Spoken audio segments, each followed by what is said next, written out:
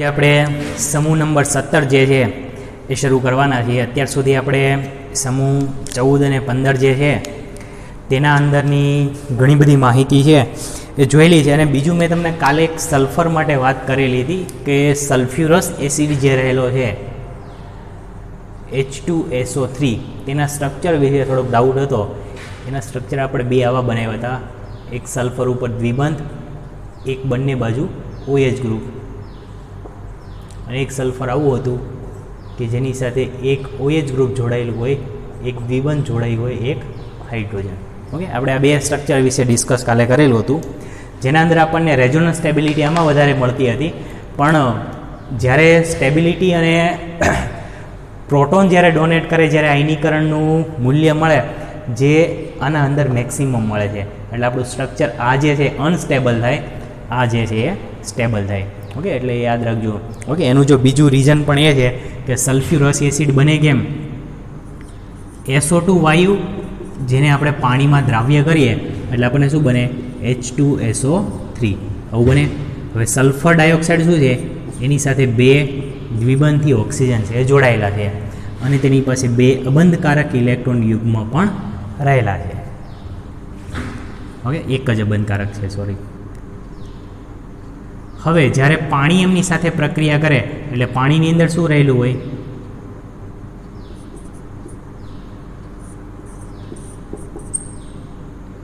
પાણીમાં H+ અને OH- હોય. હવે જ્યારે આનો બંધ છે એ તૂટે,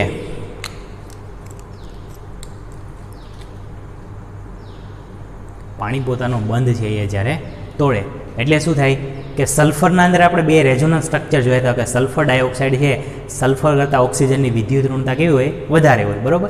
એટલે હાઇડ્રોજન જાય કોની પાસે, ઓક્સિજન પાસે જાય ને, કારણ કે સલ્ફર કરતાં ઓક્સિજનની વિદ્યુત ઋણતા વધારે હોવાની. એટલા માટે અહીંયા બનશે S ડબલ બોન્ડ O, અહીંયા થઈ જશે સિંગલ બોન્ડ O, અને OH ગ્રુપ જે છે તે કોની સાથે જોડાઈ જશે, સલ્ફર સાથે. અને સલ્ફર પાસે પોતાના ઇલેક્ટ્રોન છે કેવા રહેશે, એમનેમ પડ્યા રહેશે. સમજાણું શું કર્યું? ઓક્સિજન છે આની સાથે બંધ બનાવે એટલે ઓક્સિજન બંધ બનાવે એટલે આ બંધ તોડી નાખે. ઓક્સિજન બે જ બંધ બનાવી શકે એટલે આ બંધ તોડી નાખે તો આ બંધના ઇલેક્ટ્રોન કોણ લઈ લે, ઓક્સિજન લઈ લે ને. એ જ ઇલેક્ટ્રોન પાછું કોને આપી દે, હાઇડ્રોજનને આપી દે. એટલે OH બંધનું નિર્માણ થયું, આ ડબલ બોન્ડ એમનેમ રહ્યા. અહીંયા OH પાસે તો ઓલરેડી માઇનસ વીજભાર હોવાનો જ, એટલે આ ઇલેક્ટ્રોન યુગ્મની જરૂર પડશે અને આ OH સીધા સલ્ફર સાથે બંધ બનાવી OH બનાવે. એ અબંધકારક ઇલેક્ટ્રોન યુગ્મ એમને એમ રહેશે. એટલા માટે સલ્ફ્યુરસ એસિડ છે એ મોનોબેઝિક એસિડ નથી પણ કેવો છે, ડાયબેઝિક એસિડ છે.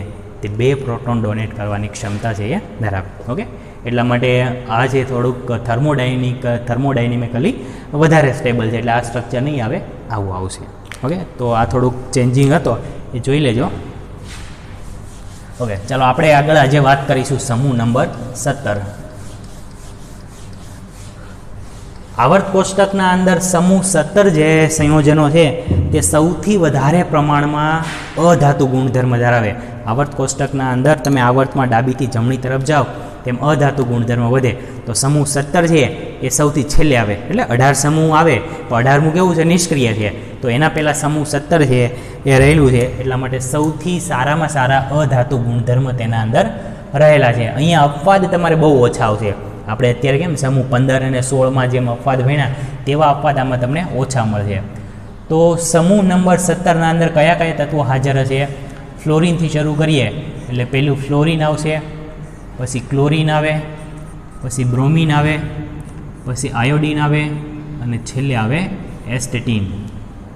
આટલા સંયોજનો છે એ સમૂહ 17ના અંદર આવે. ફ્લોરિન, ક્લોરિન, બ્રોમિન, આયોડિન અને એસ્ટેટિન.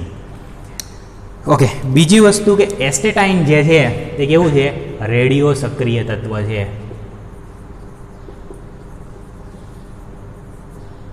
ઓકે, બોર્ડની એક્ઝામ માટે તમને આમાંથી MCQ પૂછાય કે સમૂહ 17ના અંદર કયું તત્વ છે એ રેડિયો સક્રિયતાનો ગુણધર્મ ધરાવે.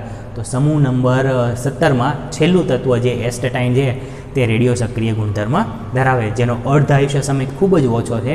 એટલા માટે આપણે આના સાથેના સંયોજનો ભણવામાં નહીં આવે. આપણે હવે જ્યાં વાત કરશું ત્યાં ફ્લોરિન, ક્લોરિન, બ્રોમિન અને આયોડિન વિશે કરશું. ઓકે, તો હવે શરૂઆત કરીએ આપણે પહેલાં ભૌતિક ગુણધર્મો જોઈ લઈએ આના, ત્યાર પછી આપણે કેટલાક આગળ ગુણધર્મો જોઈએ. અને બીજી વસ્તુ કે ફ્લોરિન અને ક્લોરિન આ સંયોજનો મોટા ભાગે વાયુ સ્થિતિમાં જોવા મળે. બ્રોમિન એક એવું છે જે પ્રવાહી સ્વરૂપે મળી આવે અને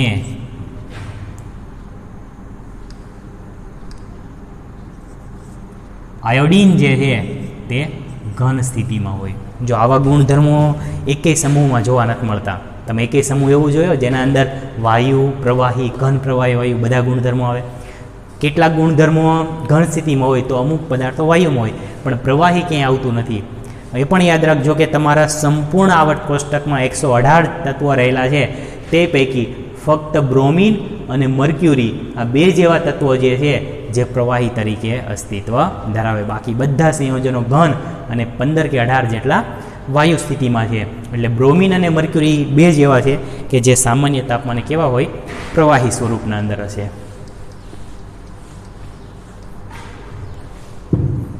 ઓકે, તો આ થઈ ગયા તેના કેટલાક ભૌતિક સ્થિતિ.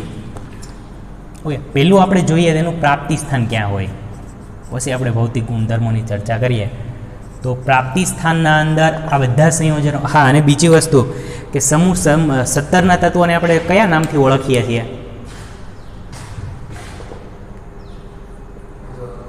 હેલોજન સમૂહ કહેવાય. બરોબર, હેલોજન સમૂહના સંયોજનો કહેવાય. તો અહીંયા હેલોજન નામ શું કામ પડ્યું? હેલોજન છે ગ્રીક ભાષાનો શબ્દ છે, તેનો મતલબ થાય ક્ષારીયુક્ત પદાર્થ. અહીંયા તમે જોઈ શકો કે મોટા ભાગના ક્ષાર જે તમને મળે એ બધાના અંદર ફ્લોરિન, ક્લોરિન, બ્રોમિન, આયોડિનવાળા ક્ષાર છે એ હાજર હશે. આપણે કેટલાક ઉદાહરણ લઈએ. દાખલા તરીકે NaCl સૌથી જાણીતો ક્ષાર છે, પછી KBr હોય, KCl હોય, MgBr2 હોય વગેરે જેવા બધા શું છે, ક્ષાર છે. ઓકે, તો હેલોજનનો મતલબ એવો થાય ક્ષારીયુક્ત પદાર્થ. બરાબર, એટલે આ બધા સંયોજનો મોટા ભાગે ક્ષાર તરીકે અસ્તિત્વ ધરાવતા હોય. હવે ક્ષાર તરીકે મળી આવે તો તેનું મુખ્ય પ્રમાણ ક્યાં હોય? તે મુખ્ય રીતે છે એ દરિયાના પાણીની અંદર મળી આવે.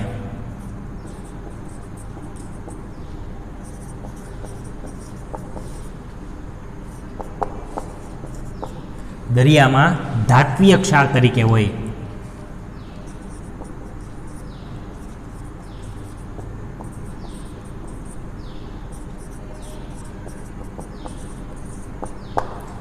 સૌથી વધુ પ્રમાણ જે છે એનું શેમાં રહેલું છે?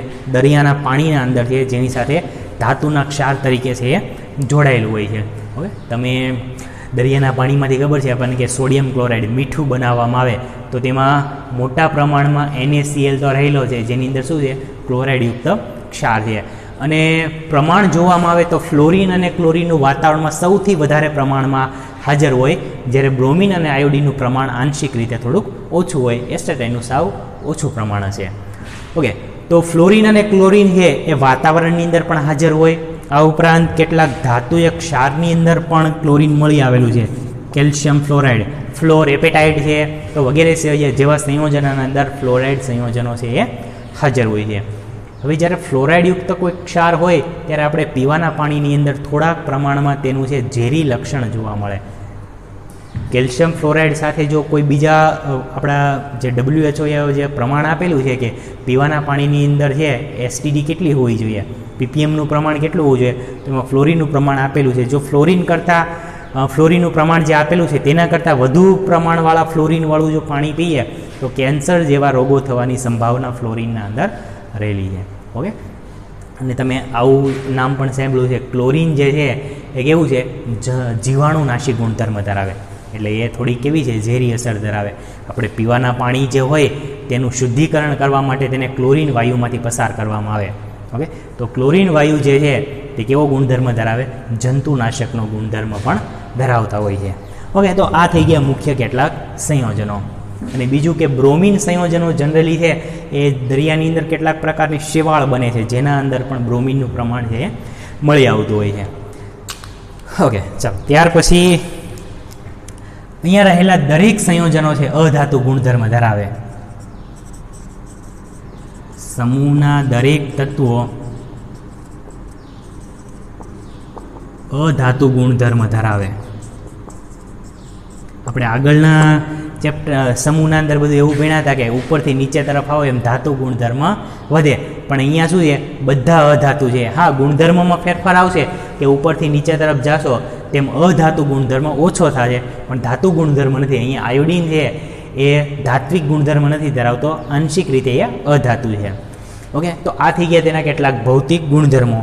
સામાન્ય રીતે બધા છે પ્રવાહી સ્વરૂપે મળી આવે એટલે તેના ગલન બિંદુ અને ઉત્કલન બિંદુ પ્રમાણમાં કેવા હશે, નીચા છે. અહીંયા આયોડિન ઘન સ્થિતિમાં છે, પણ આયોડિનના અંદર જો થોડાક પ્રમાણની અંદર વાતાવરણમાં ખુલ્લો મૂકવામાં આવે તો શેમાં બની જાય, બાષ્પના અંદર બની જાય. એટલે એ પણ યાદ રાખજો કે આયોડિન જે છે તે બાષ્પશીલતાનો ગુણધર્મ પણ ધરાવે, વેપોરાઇઝેશન થઈ જાય એનું.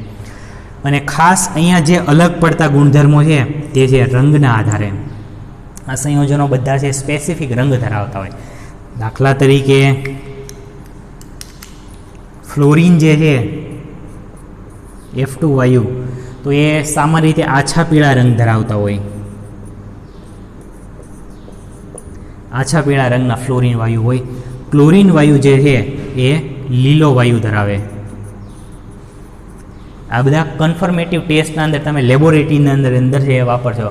ક્લોરિનયુક્ત કોઈ પણ પદાર્થનું જો દહન કરવામાં આવે, બર્નરની જ્યોતમાં તમે જો તેને સળગાવો તો લીલા રંગની જ્યોતથી છે એ સળગે, કારણ કે ફ્લોરિન પોતે કેવો છે, લીલો વાયુ ધરાવે છે.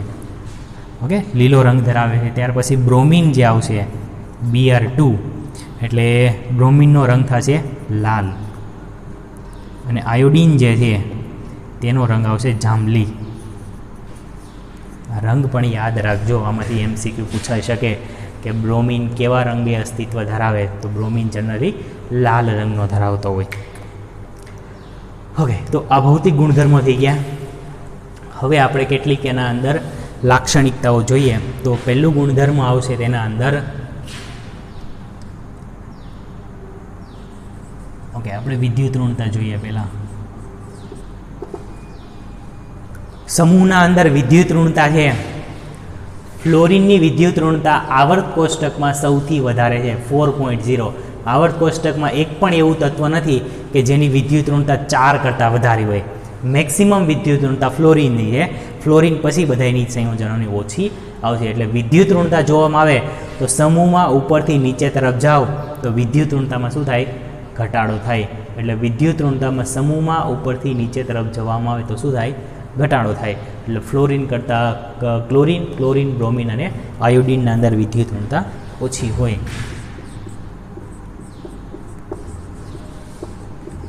આયોડિન. ઓકે, ચલો પછી જોઈએ આયનીય કદ. પરમાણુનું કદ છે, તો ઉપરથી નીચે તરફ જવામાં આવે તો પરમાણુના અંદર શું થાય, કક્ષકો વધતી જાય. કક્ષકો વધે એટલે પરમાણુ મોટો થતો જાય, તો આયની કદમાં શું થાય, વધારો થાય. એટલે સમૂહમાં ઉપરથી નીચે તરફ આવો તો કદમાં શું થશે, વધારો થશે. હવે આ ગુણધર્મો બધા તમને ખબર જ છે. ચાલો, ત્યાર પછીનો ગુણધર્મ આવશે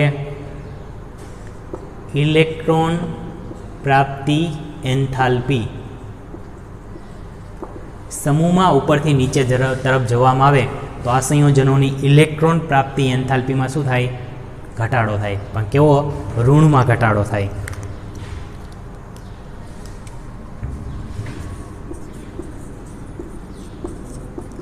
સમૂહમાં નીચે તરફ જતા ઇલેક્ટ્રોન પ્રાપ્તિ એન્થાલ્પી નું મૂલ્ય ઓછું ઋણ થતું જાય. ઋણ તો હોવાનું છે પણ કેવું છે, ઓછું ઋણ થતું જવાનું છે. આ એના કેટલાક ગુણધર્મો છે. ઇલેક્ટ્રોન પ્રાપ્તિ એન્થાલ્પીનું મૂલ્ય ફ્લોરિનના અંદર સૌથી મેક્સિમમ છે. ફ્લોરિન ઇલેક્ટ્રોન આકર્ષણ કરવાની વૃત્તિ છે એ પ્રબળ માત્રામાં ધરાવે છે. બીજું આયનીકરણ ઉર્જા. તો સમૂહમાં ઉપરથી નીચે તરફ જવામાં આવે તેમ આયનીકરણ ઉર્જાનું મૂલ્ય કેવું થાય, ઘટે. કારણ કે કદ વધે તો ઇલેક્ટ્રોનને દૂર કરવો સરળ પડે, એટલે આયનીકરણ ઉર્જાનું મૂલ્ય ઘટશે. ઓકે, આટલી વસ્તુ ક્લિયર છે. ચલો, હવે જોવાનું છે બીજું બંધ એન્થાલ્પી. અને આ બધા સંયોજનો છે દ્વિઆણવીય તરીકે અસ્તિત્વ ધરાવે. ઓકે, તમે જોજો ક્યાંય પણ આપણે ફ્લોરિન, ક્લોરિન, બ્રોમિનની વાત કરીએ તો બધા સંયોજનો કેવા છે? દ્વિઆણવીય સંયોજનો હોય. એટલે અધાતુ સંયોજનો હંમેશા કેવા છે? દ્વિઆણવીય હોય. દાખલા તરીકે ઓક્સિજન છે, સલ્ફર છે, પછી હાઇડ્રોજન છે, ક્લોરિન છે, બ્રોમિન, આયોડિન વગેરે જેવા બધા સંયોજનો કેવા છે? દ્વિઆણવીય તરીકે. ટૂંકમાં એટલું યાદ રાખવાનું કે જેની ભૌતિક સ્થિતિ વાયુ હોય તે હંમેશા દ્વિઆણવીય હોય. અહીંયા સલ્ફર છે તો સલ્ફર એકલો પોસિબલ છે એવું નથી કે સલ્ફર 2, કારણ કે બહુ રૂપો ધરાવે. H2 પણ હોઈ શકે, H6 પણ હોય, H8 પણ હોય. ફોસ્ફરસ પણ અધાતુ છે તો ફોસ્ફરસ કેવું હોય? P4 તરીકે અસ્તિત્વ ધરાવે. એનું સામાન્ય સ્વરૂપ છે, P4 તરીકે પણ હાજર હોય. એટલા માટે આ સંયોજનો અપવાદ છે જે બહુરૂપકતા ધરાવે. પણ મોટા ભાગના સંયોજનો બધા દ્વિઆણવીય તરીકે હોય. તો એવું શું કામ થાય કે સંયોજનો બધા દ્વિઆણવીય કેમ હોય? મેં તમને ઇલેક્ટ્રોન સમુદ્ર નમૂનાની વાત કરી. તમારે 11મા ધોરણમાં ભણવામાં આવે કે ધાતુ સંયોજનો બધા છે. દાખલા તરીકે સોડિયમ છે, પોટેશિયમ છે, મેગ્નેશિયમ છે. તો આ બધા સંયોજનો તો સિંગલ તરીકે હોય, પણ ક્લોરિન, બ્લોરિન, ફ્રોમિન, આયોડિન બધા સંયોજનો કેમ દ્વિઆણવીય તરીકે હોય? આમનું પણ અષ્ટક પૂરું નથી થયું, આનું પણ અષ્ટક પૂરું નથી થયું. પણ એનું કારણ છે કે બધી ધાતુઓ છે એ તે ઇલેક્ટ્રોન સમુદ્ર નમૂના તરીકે અસ્તિત્વ ધરાવે. ઇલેક્ટ્રોન સમુદ્ર નમૂનો શું કહે? કે જેના અંદર ધન વીજભાર છે એ ચોક્કસ સ્થાન ઉપર સ્થિર છે, પરંતુ જે બાહ્યતમ કક્ષામાં રહેલા ઇલેક્ટ્રોન જે છે એ ઇલેક્ટ્રોન સ્થિર નથી. તે ઇલેક્ટ્રોન જે સમૂહનો જેટલો પણ ભાગ આવશે તે સમૂહના દરેક ભાગની અંદર ઇલેક્ટ્રોન છે ફરતા હોય. એટલે આ ઇલેક્ટ્રોન થોડી વાર પછી અહીંયા ફરતો હોય, આ ઇલેક્ટ્રોન અહીંયા જતો રહે. એટલે બધી કક્ષાના અંદર ઇલેક્ટ્રોન છે વિસ્થાનીકૃત થયેલા હોય. એટલે આને અષ્ટક પૂરું થવાની જરૂર રહેતી નથી. બરાબર છે? જ્યારે ક્લોરિન વાયુમાં એવું નથી. ક્લોરિન વાયુ શું કરે કે બીજા ક્લોરિન સાથે એક એક ઇલેક્ટ્રોનની ભાગીદારી કરી અને સહસંયોજક બંધનું નિર્માણ કરે. આની વિદ્યુત ઋણતા છે શૂન્ય થાય. ક્લોરિનની વિદ્યુત ઋણતા શૂન્ય થાય. બરાબર? ખાલી ક્લોરિનની વાત નતા, Cl2ની વિદ્યુત ઋણતા શૂન્ય હોય. એનું કારણ શું છે કે ક્લોરિન એકબીજા સાથે સમાન વિદ્યુત ઋણતાથી જોડાયેલા છે. જેટલી વિદ્યુત ઋણતા આની છે એટલી જ આની હોવાની છે. બંને કેવા છે? પરસ્પર વિરુદ્ધ છે. એટલે બેઝિક સરવાળો કેવો થઈ જાય? શૂન્ય થઈ જાય. એટલે તમને એમ પૂછે કે ફ્લોરિન છે કેવું છે? વિદ્યુત ઋણતા નથી, એ યાદ રાખજો. ખાલી ફ્લોરિન પરમાણુ હોય તો પોતે વિદ્યુત ઋણ થશે. ઓકે, એટલા માટે આ બધા સંયોજનો દ્વિઆણવીય તરીકે અસ્તિત્વ ધરાવતા હોય. એટલે કે ફ્લોરિનમાં હશે, ક્લોરિન હોય, બ્રોમિન હોય અને આયોડિનના અંદર હોય. ઓકે, હવે ત્યાર પછીના ગુણધર્મ જોઈએ. ઓકે, હવે આની સાથે સાથે આપણે ભૌતિક ગુણ, રાસાયણિક ગુણધર્મો પણ જોઈ લઈએ.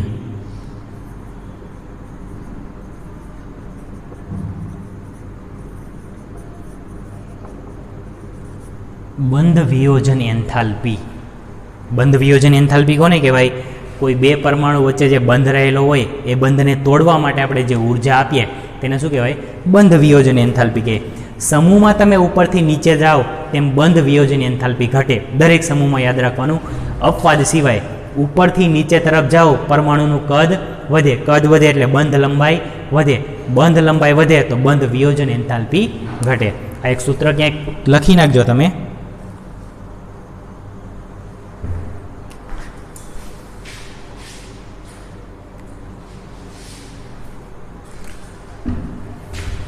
બંધ વિયોજન એન્થાલ્પી જે છે તે બંધ લંબાઈના ઇન્વર્સલી પ્રોપોર્શનલમાં છે. એટલે કે બંધ વિયોજન એન્થાલ્પી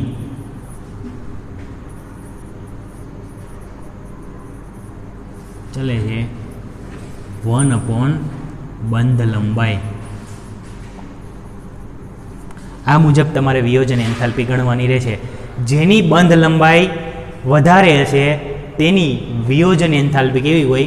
ઓછી હોય. એટલે સમૂહમાં ઉપરથી નીચે તરફ જાઓ એટલે બંધ લંબાઈ વધે, બંધ લંબાઈ વધે તો વિયોજન એન્થાલ્પી ઘટે. પણ અહીંયા થોડોક અપવાદ આવશે.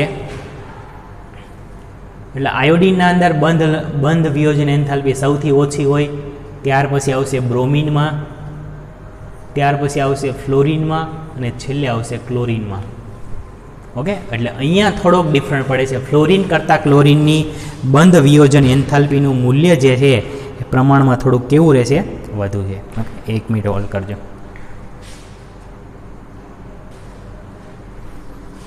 ઓકે, હવે જો આનું રીઝન સમજી લો કે F2 અને Cl2 રહેલા છે તો તેના વચ્ચે બંધ વિયોજન એન્થાલ્પીમાં ડિફરન્સ શું છે, તો તેના માટે મુખ્ય પરિબળ જવાબદાર એ છે કે ફ્લોરિન વચ્ચે જે બંધ લંબાઈ રહેલી છે તેના કરતાં ક્લોરિન વચ્ચેની બંધ લંબાઈ પ્રમાણમાં ટૂંકી હોવી જોઈએ વધારે, પણ છે ટૂંકી. એનું કારણ એવું છે કે ફ્લોરિન સૌથી વધારે વિદ્યુતઋણ પરમાણુ છે. ફ્લોરિન પાસે ડી કક્ષકની હાજરી નથી, એટલે પરમાણુનું કદ કેવું થાય, એકદમ સૂક્ષ્મ થાય. તો કદ નાનું હોવાના કારણે અહીંયા ઇલેક્ટ્રોન વચ્ચેનું અપાકર્ષણ વધી જાય. ઇલેક્ટ્રોન વચ્ચેનું અપાકર્ષણ વધુ થાય એટલા માટે બંધ છે એ નજીક આવવાને બદલે ક્યાં જાય, થોડાક દૂર જાય. તો આના કરતાં અહીંયા બંધ લંબાઈ કેવી થાય, વધી જાય.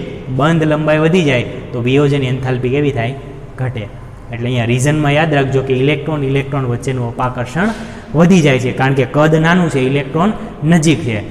2p કક્ષક ઇલેક્ટ્રોનથી ભરાયેલી છે, એટલે એક જ ઇલેક્ટ્રોન ખાલી છે પણ મોસ્ટ ઓફલી ભરાયેલી છે, એટલે આના વચ્ચે અપાકર્ષણ વધી જાય, જેથી કરીને બંધ છે એ થોડાક લાંબા થાય. જ્યારે ક્લોરિનમાં ડી કક્ષકની હાજરી છે એટલે પરમાણુ થોડોક મોટો છે, એટલે અહીંયા જેટલું અપાકર્ષણ થાય તેટલું થતું નથી. એટલા માટે ક્લોરિન જે છે તેની બંધ વિયોજન એન્થાલ્પી સૌથી વધારે પ્રમાણમાં હશે.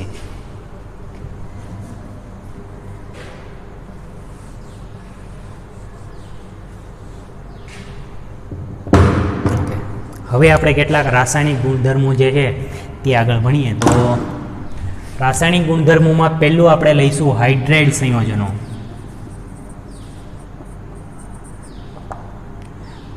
તો મોટાભાગના સંયોજનો બધા ધાતુ સાથે MX પ્રકારના હાઇડ્રાઇડ બનાવે, એક જ પ્રકારના હાઇડ્રાઇડ છે.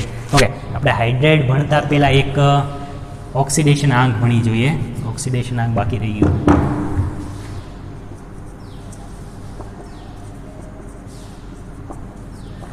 ઓક્સિડેશન આંક કેટલા હોય, આપણે ક્લોરિનની ઇલેક્ટ્રોન રચના લખીએ. ક્લોરિન કેટલા નંબરનું તત્વ છે, 17 નંબરનું તત્વ છે. તો ક્લોરિન જે છે તેની પાસે 1s 2s અને 2p જેના અંદર 10 ઇલેક્ટ્રોન રહેલા છે. ત્યાર પછી 3sમાં 2 ઇલેક્ટ્રોન અને 3pના અંદર 5 ઇલેક્ટ્રોન છે. 3p કક્ષકના અંદર 5 ઇલેક્ટ્રોન છે. જો તેને યુગ્મીકરણ કરે, મતલબ કે જો એક ઇલેક્ટ્રોન તેને આપવામાં આવે તો તે પોતાનું અષ્ટક પૂરું કરી લેશે. એક ઇલેક્ટ્રોન પ્રાપ્ત કરે એટલે અષ્ટક પૂરું થાય તો તેના પર ઓક્સિડેશન આંક કેટલો આવે, -1 આવે ને. ઓકે, ચાલો, આ તો ઇલેક્ટ્રોન મેળવવાની વાત થઈ. હવે સમૂહમાં ઉપરથી નીચે તરફ આવો એમ ઇલેક્ટ્રોન પ્રાપ્તિ એન્થાલ્પીનું મૂલ્ય ઓછું ઋણ થતું જાય, એટલે એને ઇલેક્ટ્રોન ડોનેટ કરે અથવા તો ભાગીદારીનો બંધ પણ બનાવી શકે છે. તો વધારે વિદ્યુત ઋણતા ક્યારે આવે, તો અહીંથી એક ઇલેક્ટ્રોન છે જો એક ડોનેટ કરે તો +1 ઓક્સિડેશન આંક આવે. પછી ફરી પાછા જો 2 ઇલેક્ટ્રોન ડોનેટ કરે તો એ +3 ઓક્સિડેશન આંક ધરાવે, +5 ઓક્સિડેશન આંક અને લાસ્ટમાં +7 સુધી આવશે. મેં તમને કીધું ને, જ્યારે બાહ્યતમ કક્ષામાં એકી સંખ્યામાં ઇલેક્ટ્રોન રહેલા હોય તો ઓક્સિડેશન આંક પણ શેમાં આવશે, એકી સંખ્યામાં જ આવશે. બેકી સંખ્યામાં હોય તો બેકી સંખ્યામાં જ આવશે. આ વાત તમને સમજાય? તમને જો NCERTની અંદર સ્પેસિફિક દર્શાવેલું છે. ઓકે, હું તમને કક્ષક દર્શાવી દઉં. 3s કક્ષકના અંદર 2 ઇલેક્ટ્રોન, 3p કક્ષકના અંદર 5 ઇલેક્ટ્રોન, 3d કક્ષક ઇલેક્ટ્રોનથી ખાલી છે. અહીંયા એક ઇલેક્ટ્રોન છે જો મેળવે તો -1 વીજભાર આવે, પણ એક ઇલેક્ટ્રોનની ભાગીદારી કરે તો શું આવે, +1 વીજભાર આવે. હવે માની લો કે હજી એ બંધ બનાવવાની વૃત્તિ ધરાવે, હજી થોડોક ઇલેક્ટ્રોન જો મેળવે તો અહીંથી ઇલેક્ટ્રોન ક્યાં જાય, ડી કક્ષકમાં જાય, ઉર્જા મેળવી અને આ જે ઇલેક્ટ્રોન છે તેના પછીની ખાલી કક્ષકમાં ટ્રાન્સફર થાય. તો 3sના અંદર 2 ઇલેક્ટ્રોન એમના એમ રહેવાના. હવે જે 3p કક્ષક રહેલી છે તેના અંદર 1 2 3 અહીંયા યુગ્મીકરણ થાય અને ડી કક્ષકના અંદર 1 ઇલેક્ટ્રોન છે એ જતો રહે. ટોટલ કેટલી કક્ષકો ખાલી થઈ, 1 2 3 કક્ષક ખાલી થઈ એટલે 3 બંધ બનાવે. હજી માની લો કે આ ઇલેક્ટ્રોન ઉર્જા મેળવીને પછીની કક્ષકમાં દાખલ થાય તો 3s ના અંદર ઇલેક્ટ્રોન 2 રહેવાના છે. 3p કક્ષક જે છે તેના અંદર હવે 3 ઇલેક્ટ્રોન અયુગ્મિત રહેશે અને ડી કક્ષક જે રહેલી છે તેના અંદર 2 ઇલેક્ટ્રોન અયુગ્મિત થાય તો 3 ને 2 5. અહીં ઓક્સિડેશનાંક કેટલો થયો? +5 +3 +1 એન્ડ -1. અને હજી એક જો આ ઇલેક્ટ્રોન ટ્રાન્સફર થઈને ડી કક્ષકમાં જતો રહે તો અહીંયા 1 3 અને 3 7 ઇલેક્ટ્રોન ખાલી થયા, મતલબ કે 7 બંધ બનાવી શકે. તો અહીંયા આવશે +7 ઓક્સિડેશનાંક. સમજાય? એટલે બધા ઓક્સિડેશનાંક સેવા લેવાના, એકી સંખ્યામાં લેવાના. અને સમૂહમાં ઉપરથી નીચે તરફ જાઓ તેમ તેના અંદર આ ઓક્સિડેશનાંકનું મૂલ્ય છે વધારે જોવા મળે. ઓકે, માઇનસ તો દર્શાવશે જ, પણ +7ની લાક્ષણિકતા ઘટતી જાય. એના માટે કયું પરિબળ જવાબદાર છે? નિષ્ક્રિય યુગ્મન અસર. ઓકે, નિષ્ક્રિય યુગ્મન અસર લાગુ પડશે એટલા માટે ઉપરથી નીચે તરફ જાઓ એમ +7 ઓક્સિડેશનાંક ધરાવવાની વૃત્તિ છે એ ઘટતી જશે. ઓકે, આ ઓક્સિડેશનાંક થઈ ગયો. ચાલો હવે ત્યાર પછીનું છે આપણે હાઇડ્રાઇડ જોઈએ.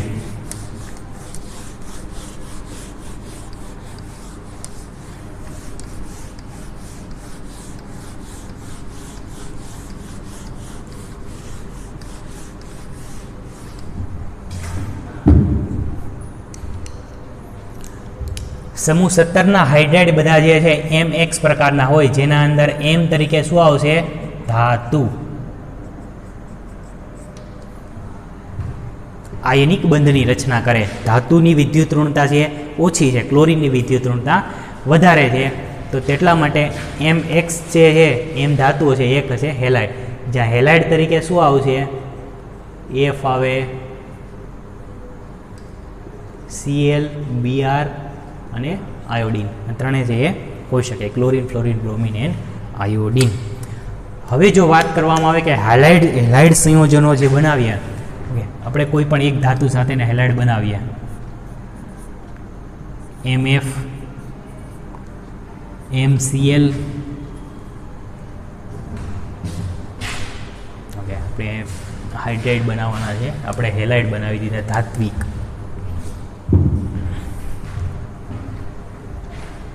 હાઇડ્રોજન અને હેલોજન HX બનાવશે. ઓકે, X બરાબર આવશે fluorine, chlorine, bromine and iodine. Hydrogen સાથે પહેલાં ફ્લોરિન જોડાય, HF બને, ત્યાર પછી ક્લોરિન જોડાય તો HCl બને, બ્રોમિન જોડાય તો HBr બને અને આયોડિન જોડાય તો HI બને. આ 3 હેલાઇડ સંયોજનો થયા, 4 હેલાઇડ સંયોજનો થયા હાઇડ્રાઇડ સાથેના. હવે આના અંદર આપણે મોટાભાગના ગુણધર્મો છે બધા દર્શાવ્યું. જો હાઇડ્રાઇડમાં એક જ હાઇડ્રોજન એક ફ્લોરિન સાથે જોડાય, કારણ કે શું કરશે? હાઇડ્રોજન ઇલેક્ટ્રોન ડોનેટ કરશે અને ફ્લોરિન સ્વીકારશે, એટલે હાઇડ્રોજનની સંખ્યા 2 કરતાં વધારે આવશે નહીં. ઓકે, પહેલો ગુણધર્મ જેમની અંદર છે એ રહેલો હશે એસિડિકતાનો ક્રમ.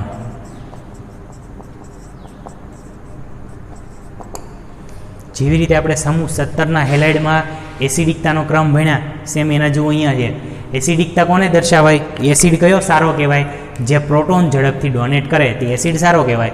તો અહીંયા HF, HCl અને HBrમાં કોણ પ્રોટોન ઝડપથી ડોનેટ કરે?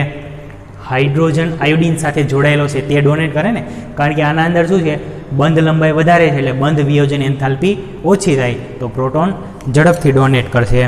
તો એટલા માટે એસિડિકતાનો ક્રમ આવશે HI થી આવશે. HI સૌથી સારો એસિડ, પછી આવશે HBr, પછી આવશે HCl અને પછી આવશે HF. બીજો ગુણધર્મ જે છે એ છે સ્થિરતા. સ્થિરતા કોની વધારે હોય? જેના અંદર બંધ છે એ મજબૂત હોય, એની સ્થિરતા વધારે હોય. તો મજબૂત બંધ કોના અંદર છે? HFમાં છે. એટલે HF આવે, પછી HCl આવે, પછી HBr આવે અને પછી આવશે HI. ક્રમ ઉલટાઈ જાય ની ખાસ ધ્યાન રાખજો. સ્થિરતા મતલબ કે સૌથી વધારે સ્ટ્રોંગ બોન્ડ હોય અને એસિડિકતા મતલબ કે બોન્ડ છે થોડાક વીક હોય, એટલે ઝડપથી તૂટી અને પ્રોટોન ડોનેટ કરી શકે. ઓકે, તો આ સ્થિરતાનો ક્રમ થયો.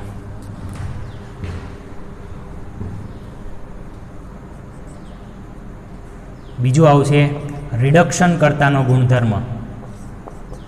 અહીંયા સૌથી સારું રિડક્શન કરતા કોણ ધરાવે?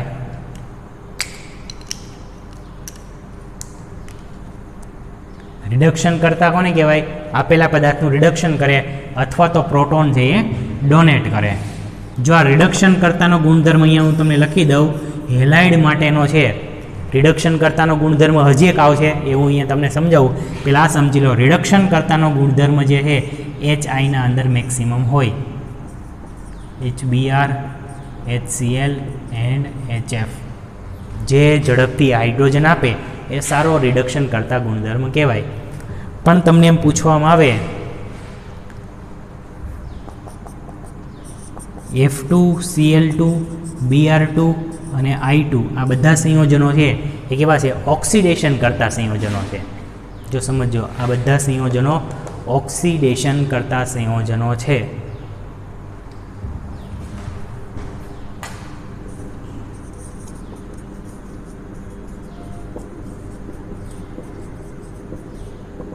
કઈ રીતે ઓક્સિડેશન કરતા છે? તો એનું એક એક્ઝામ્પલ છે કે આપણે પાણી સાથે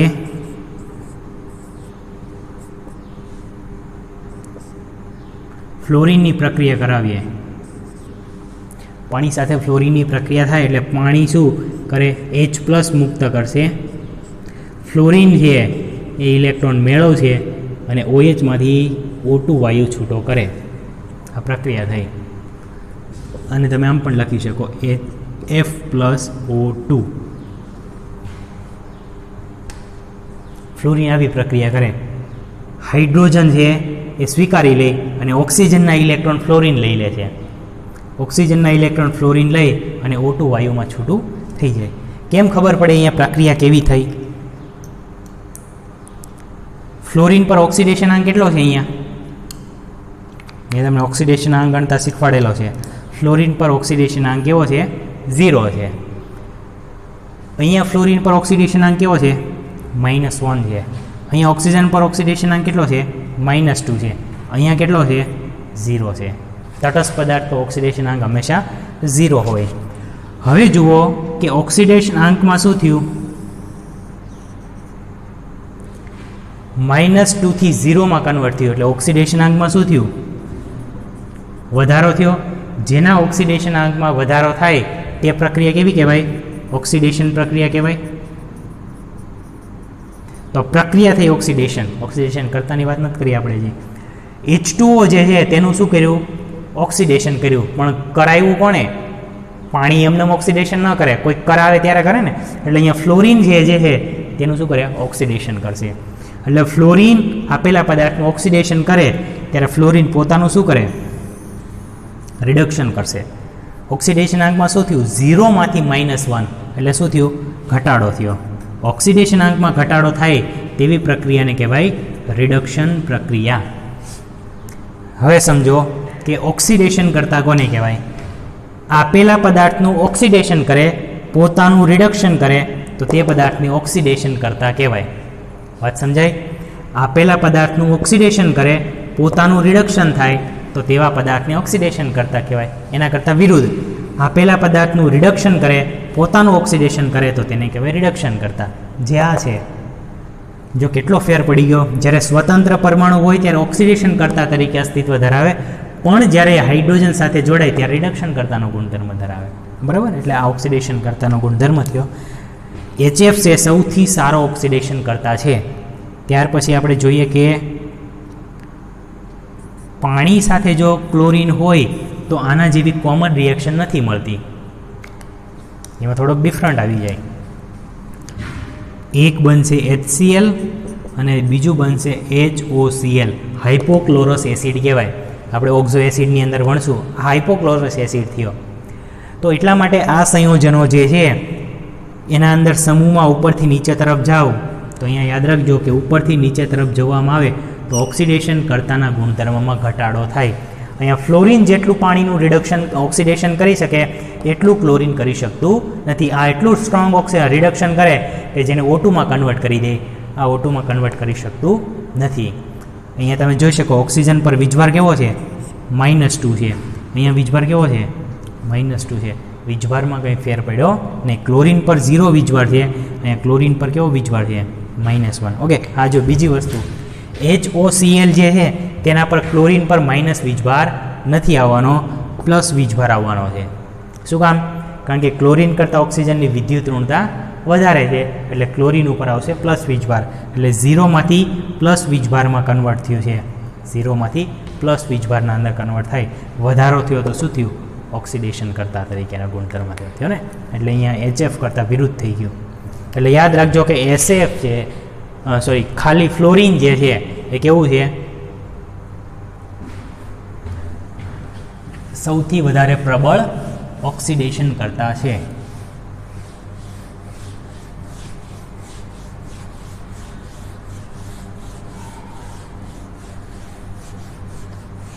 ઓકે, ચાલો ત્યાર પછીનો ગુણધર્મ છે એ આવશે ધાતુ સાથે. ઓકે, ધાતુ સાથે પછી બનાવી પહેલાં આપણે ઓક્સાઇડ જોઈ લઈએ.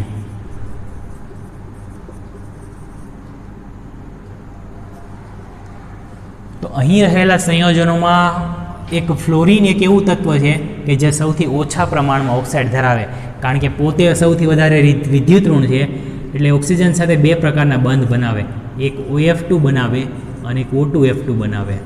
આ ઓક્સાઇડ બંધ છે ને આ પેરોક્સાઇડ બંધ છે. બે જ પ્રકારના ઓક્સાઇડ છે, યાદ રહેશે.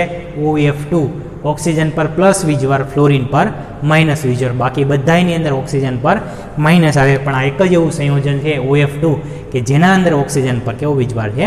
પ્લસ વીજભાર. સૌથી વધારે પ્રમાણમાં ઓક્સાઇડ જે છે એ ક્લોરીન અને બ્રોમિન ધરાવે. આયોડિનના છે પણ થોડાક પ્રમાણમાં ઓછા છે. ફ્લોરિનના સૌથી ઓછા. આ બે જ ઓક્સાઇડ છે. ક્લોરીન અને બ્રોમિન વધારે ધરાવે, આયોડિન પ્રમાણમાં ઓછા ધરાવે. અહીંયા જો ઓક્સાઇડમાં વિવિધતા જોવા મળશે. Cl2O ઓક્સાઇડ ધરાવે, ClO2 હોય, Cl2O6 હોય અને Cl2O7. આવા ટાઈપના ઓક્સાઇડ સંયોજનો છે એ જોવા મળે.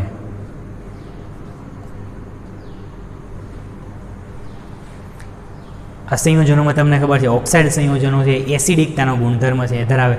સમૂહમાં ઉપરથી નીચે તરફ જાઓ તેમ એસિડિકતાના ગુણધર્મમાં શું થાય?